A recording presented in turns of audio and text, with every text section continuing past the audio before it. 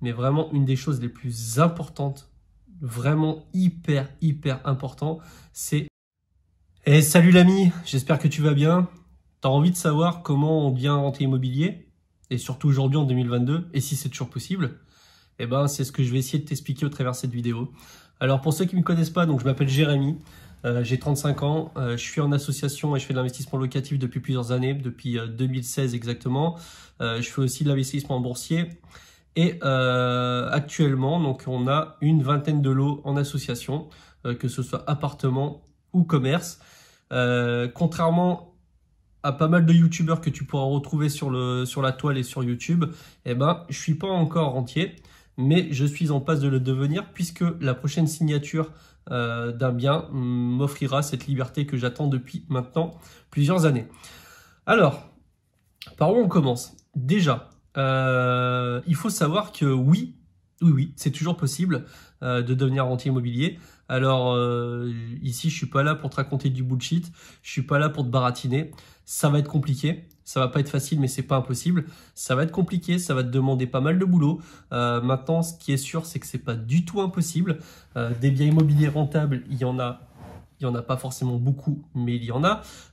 J'ai fait d'ailleurs une vidéo sur Le Bon Coin que tu pourras retrouver sur comment trouver un bien rentable avec une feuille de calcul. Mais je vais revenir un petit peu aux fondamentaux. C'est qu'est-ce qu'il faut faire concrètement hein, pour pouvoir être rentier en immobilier, en tout cas aujourd'hui. Alors déjà, premièrement, la notion de rentier. Alors, ce qu'il faut bien comprendre, c'est que quand je parle de rentier, même si j'aime pas trop ce terme, mais on va l'appeler comme ça, eh ben, c'est tout simplement arriver à remplacer ton salaire par un cash flow en immobilier à hauteur de celui-ci. Alors, ce qu'il faut bien comprendre, c'est déjà lorsque tu veux te lancer dans l'immobilier locatif, il va falloir que tu étudies un petit peu, il va falloir que tu te formes, que ce soit au travers des vidéos, au travers des livres. Lorsque tu vas te lancer pour la première fois, une chose de très importante, en dehors de parler de ton profil, si c'est un profil plutôt sexy au niveau, enfin en tout cas aux yeux de la banque, pour pouvoir faire du locatif, mais vraiment une des choses les plus importantes, vraiment hyper important, c'est que tu te loupes parce que ça peut conditionner, c'est même pas que ça peut, c'est que ça va conditionner tout le reste. Bon, évidemment, si tu fais une petite erreur, c'est pas forcément grave, mais si tu peux faire les choses bien tout de suite, et ben ça va t'ouvrir vraiment beaucoup de portes et je vais t'expliquer un petit peu quels sont les critères de trouver vraiment le premier bien qui peut t'ouvrir toutes ces portes. Alors déjà, je dirais pas que tout se joue sur la négociation et sur le prix d'achat du premier bien, mais presque. Déjà, ce qu'il va falloir faire, c'est que il va falloir que tu fasses une étude de marché dans le secteur dans lequel tu vas investir. Moi, en l'occurrence, c'est ma ville natale. C'est une ville que je connais très bien. Je connais très bien les zones à fréquenter, les zones où il faut acheter et les zones justement où il ne faut pas acheter.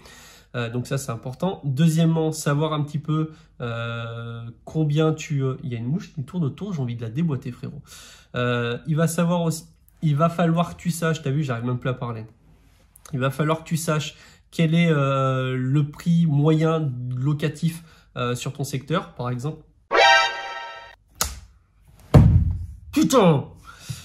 Il va falloir donc que tu connaisses le prix moyen du locatif sur ton secteur. Donc pour ça, bah, c'est assez simple. Tu vas sur Le Bon Coin, tu prends par exemple les 4 premières ou les 5 premières pages, tu fais un tableau Excel, tu marques T1, T2, T3, T4, T5, tu regardes l'état, tu peux faire vite fait un classement par rapport à l'état bon, moyen, neuf, et puis tu peux marquer le prix en tout cas que tu as trouvé sur Le Bon Coin, et puis tu fais une moyenne de tout ça, et tu auras approximativement la moyenne locative sur ton secteur. Ça va te permettre de savoir, quand tu n'as pas trop d'expérience, dans quoi tu te lances. Ensuite, une fois que tu as ça, eh ben, il va falloir que tu trouves des biens à aller visiter et si possible, des biens un petit peu d'exception. Moi, par exemple, à titre personnel, avec mon associé, on ne prend plus maintenant ce qui est en dessous de 10% net en rendement. Et je t'expliquerai pourquoi un petit peu après dans cette vidéo. Donc, le bien en lui-même, la base, le bien et le prix, c'est vraiment, tout se joue lors de l'achat. Vraiment, une grande partie des choses se jouent lors de l'achat.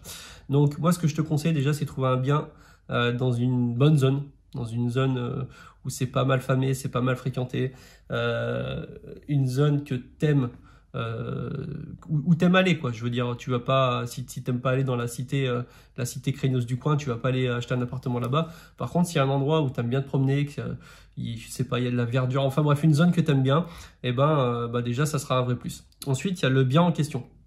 Moi, par exemple, je vise maintenant, aujourd'hui, que des immeubles. Parce que c'est là où j'ai le plus gros rendement locatif. Donc, admettons, tu vises un immeuble. Petit immeuble, 4 appartements. Donc, tu vas chercher donc, un immeuble, déjà, je te conseille au début, qui ne soit pas forcément très loin de chez toi. Ensuite, qui, lors de la première visite, je dirais pas que tu as un coup de cœur, mais presque. Il faut que ça te plaise. Si possible, alors après, ça va dépendre de ton cas, parce que ça, c'est vraiment propre à chacun. Si tu as des compétences de rénovation ou pas, suivant ton budget, si tu as prévu un budget rénovation important ou pas, etc. Mais on va dire que pour quelqu'un de normal qui a des connaissances basiques, sans que forcément ce soit quelqu'un qui a des grosses lacunes, mais que ça ne soit pas non plus un plombier, électricien, plaquiste, eh ben, tu peux te focaliser sur un immeuble de rapport avec 2 ou 3 lots, 4 lots, 5 lots, ça dépendra, qui soit dans ta tranche de prix. Faut pas que ça te fasse peur si c'est le tout premier bien que tu vas avoir. Eh ben, faut quand même que ça te fasse pas trop peur, pour pas que tu fasses d'erreur. Il faut que le prix soit le plus bas possible, forcément. Plus tu négocies bas et plus tu seras gagnant sur la revente s'il y a revente. Et puis sur ta mensualité de remboursement de crédit, ce qui va être très important parce qu'après on va venir à la chose suivante qui va être le cash flow. Et s'il n'y a pas beaucoup de rénovation ou s'il y a juste un petit coup de propre à mettre, eh ben, ça t'évitera d'avoir un décalage de crédit ou de perdre du temps sur des travaux de rénovation qui va te coûter et de l'énergie et du temps et de l'argent. Donc ça, c'est la première chose. Donc trouver un bien qui te fait plaisir à un prix très abordable et dans un endroit plutôt bien, géographiquement parlant. Ça, c'est la première chose. La deuxième chose, et qui, à mon sens, est vraiment une des choses les plus importantes aussi. Tout est important, mais là, c'est vraiment super important. Et c'est une des notions fondamentales que j'avais négligées au début de mon parcours d'investisseur locatif en immobilier, c'est le cash flow. Alors, le cash flow, c'est quoi ? Si tu entends ce mot pour la première fois, maintenant, c'est vrai qu'on l'entend un petit peu partout. Globalement, pour faire très très simple, hein, c'est ta mensualité de crédit, plus tes charges, plus le prorata de ta taxe foncière, plus l'eau si tu ouvres l'eau pour tes locataires, etc., te coûte 1000. Si l'ensemble de tes loyers au maximum de capacité te rapporte 2000, eh ben c'est simple, tu as un cash flow maximum de 1000 € mensuels.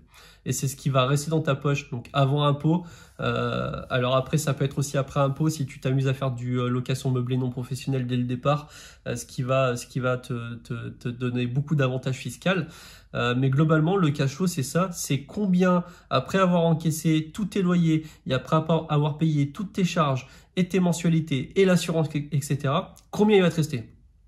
Alors tu t'imagines bien que si tu t'achètes un immeuble avec 2000 € de rentrée locative et qui te coûte 1000 € en tout et pour tout, tu as 1000 € donc de cash flow chaque mois. Et ben si jamais tu gagnes 2000 € avec ton CDI et que tu achètes 2 immeubles comme ça, et ben très concrètement, tu es rentier. Alors après, oui, me fais pas dire ce que j'ai pas dit.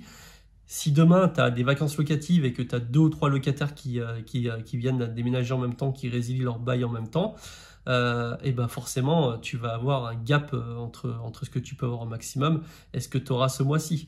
Maintenant, moi, ce que je te dis, c'est que rentier, c'est pas forcément gagner 100 000 € par mois.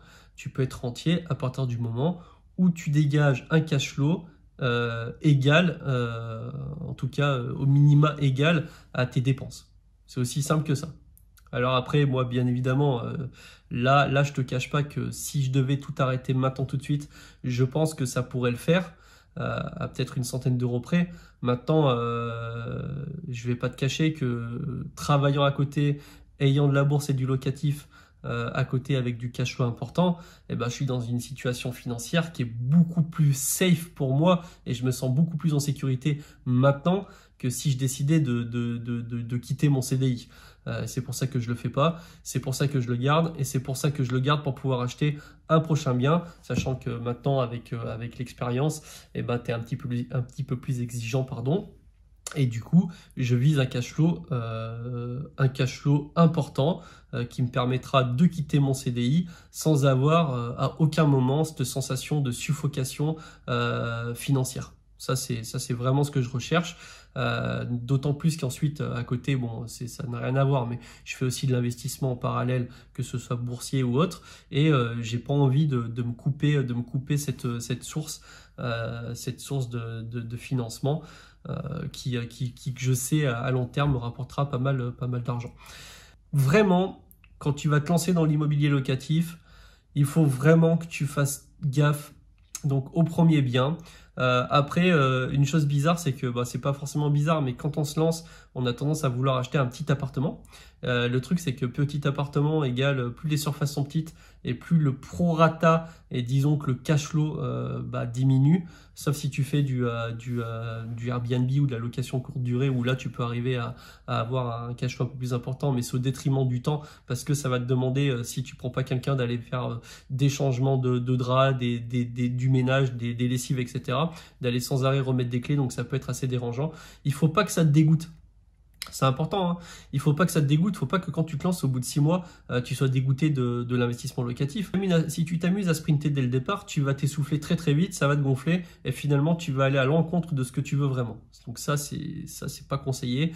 Prends ton temps au début, précipite-toi pas. C'est vrai que il y a les deux catégories. Il y a ceux qui foncent dans le tas, entre guillemets, et qui n'ont pas trop réfléchi et qui peuvent faire des erreurs et font 2 pas en avant et 4 pas en arrière. Et il y a ceux qui vont toujours réfléchir, essayer d'avoir le maximum d'informations à droite, à gauche, et en fait sont jamais vraiment prêts et passent jamais la ligne de départ. Ça, c'est un petit peu plus... Bon, c'est un petit peu plus chiant pour eux, quoi, parce que finalement, ils sont pas dans l'action. Ce qui va vraiment déclencher les premiers résultats, c'est quand tu seras dans l'action, c'est quand tu auras acheté et mis en location ton premier immeuble, si ce n'est pas déjà fait, et que tu toucheras, tous les mois sur tes comptes, tu verras, il y aura des lignes de loyer, et tu vas payer aussi tes charges et tes crédits. Mais globalement, quand tu te retrouves avec 1000 € de cash flow et que tu n'as pas spécialement de problème et que ça ne te coûte pas forcément quelque chose financièrement parlant à changer ci, à changer ça, tu vas voir que tu t'y habitues très vite, puisque tu peux constituer de la trésorerie qui te permettra ensuite d'augmenter la confiance de ton banquier, qui va ensuite te financer pour les prochains biens, etc. Parce que oui, c'est une croyance de penser qu'à partir du moment où tu as acheté une première fois, tu ne peux pas acheter une deuxième fois. Tout est dans la gestion globale. Si ton banquier il voit que tu te débrouilles bien et que plus tu investis, plus tu t'enrichis, plus tu es safe au niveau de tes positions et tes comptes bancaires, forcément, il va à terme pouvoir te reprêter, parce que tu seras peut-être plus serein pour lui qu'un autre investisseur qui n'a pas ce cash flow. Voilà, donc en gros, pour conclure, être rentier en 2022, c'est toujours possible. Moi, je sais que j'y crois, mais dur comme fer, parce que là, je suis aux portes d'avoir cette liberté financière. Ça fait des années que je travaille dessus. Je te cache pas que pendant ces 5, 6, 7 dernières années, quasiment toutes mes vacances, donc quand je dis mes vacances, c'est les 5 semaines de congés payés que j'ai au travers de mon CDI, je les ai passées et je les ai posées soit pour rénover l'immobilier, soit pour faire des rénovations à titre personnel, soit pour travailler sur un projet. Franchement, sur les 4 semaines, sur les 5 semaines que j'ai chaque année, il y en a au moins 4 qui sont passées là-dedans. Alors après, comme je le dis souvent, moi je sais ce que je veux, je sais ce que je veux pas. Ce que je veux pas, c'est travailler 40 ans pour gagner une retraite de misère. Et encore, moi je suis de la génération de 1987. Franchement, je pars du principe que j'aurai absolument pas de retraite. Ça pour moi c'est une utopie complète, mais bon, chacun voit midi à sa porte, comme on dit. Moi ce que je sais, c'est que j'ai pas envie de travailler 40 ans pour avoir 700 balles de retraite, quand je vois ce que je peux produire en termes d'épanouissement, même pas forcément l'aspect financier. Alors évidemment l'aspect financier il en faut, parce que moi j'aime bien et je recherche la liberté, donc c'est ce qui va me falloir. La finance c'est ce qui va m'apporter cette liberté, donc j'ai pas le choix d'y passer. Mais maintenant, même que ce soit au niveau de la reconnaissance que tu as envers toi-même, et puis à un moment, tu es quand même assez fier es assez fier quand tu commences à avoir des lots. Les gens te félicitent. Alors après, il y a les jaloux, mais ça, c'est encore une autre histoire. Mais globalement, ça te rend une certaine forme d'épanouissement et c'est plutôt cool. Et puis, tu verras, tu y prends vite goût. Voilà, donc tout ça pour te dire que être anti-immobilier, c'est quelque chose qui, pour moi, sera vraiment possible longtemps. Alors certes, le secteur devient hyper concurrentiel, de plus en plus de monde se lance là-dedans. Maintenant, il faut quand même avoir une dose de courage, il ne faut pas avoir peur de travailler, il faut s'en donner les moyens. Voilà, c'est ça vraiment, ça sera ça vraiment ma conclusion. Si tu t'en donnes les moyens et si tu fais intelligemment tes premiers investissements, il n'y a pas de souci sur le moyen terme, 5, 7 ans, 10 ans, peut-être même 3 ans si vraiment t'es exceptionnel, eh ben, tu pourras te sortir une rente. Tu pourras tout simplement avoir ta liberté financière. N'hésite pas à mettre tes commentaires en bas de cette vidéo si tu as kiffé, donc ça me ferait plaisir. Et puis moi je te retrouve la prochaine fois, j'espère assez rapidement, pour du nouveau contenu. Allez, ciao la team, bye bye.